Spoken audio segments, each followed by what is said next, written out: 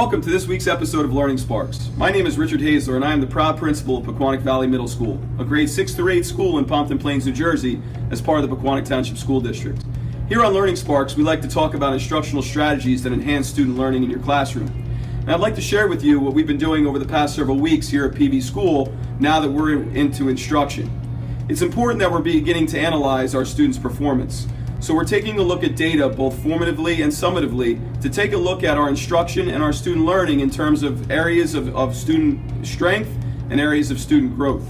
And we're specifically focusing on developing common assessments because we have teachers that are teaching the same content across grade levels. So for example, I have 3 teachers that are teaching grade 6 language arts. I want to make sure that they're being consistent with their instruction so that our student learning is improving.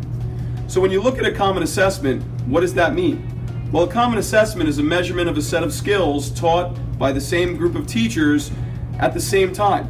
And so assessments are usually collaboratively developed with specific learning outcomes that are expected by the students. If you've studied Rick DeFore, who is a PLC guru, what he recommends when you take a look at common assessments, they can have a really powerful impact when they're developed in professional learning communities. So what our teachers are doing is really modeled after Rick DeFore's work. And Rick focuses on 5 areas of why common assessments are so important. The first thing he talks about is he talks about them being team-developed common assessments that are more efficient.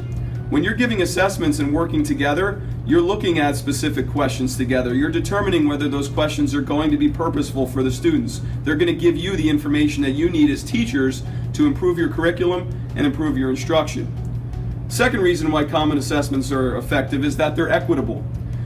Teachers have the access to the same curriculum. They're acquiring the same essential knowledge of those skills as they go through in terms of student knowledge.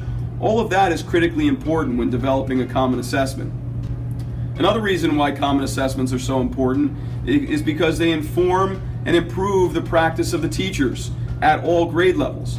So if I'm teaching 7th grade math and there are 2 or 3 of us, we're taking a look at the results of those assessments to ensure that we are consistent in our instruction and improving in ways that we can deliver our instruction if our students aren't demonstrating mastery. Another reason why common assessments are important is that they're essential to systematic interventions.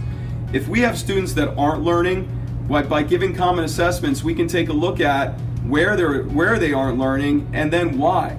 Is it an area in our curriculum that we need to focus on? Is it a unit that we taught that maybe we could teach differently to kids? Or maybe it's an opportunity to differentiate instruction. And then the last reason, the 5th reason why common assessments are so beneficial is that it increases communication between teachers. Very often teachers, they shut their doors sometimes because they get into their classrooms and they don't have opportunities to communicate. Well, it's important in our professional learning communities to give teachers time to collaborate. Because after all, we want our students to be successful. We want to see positive results, not just on state assessments, but on regular assessments that we give at the local level.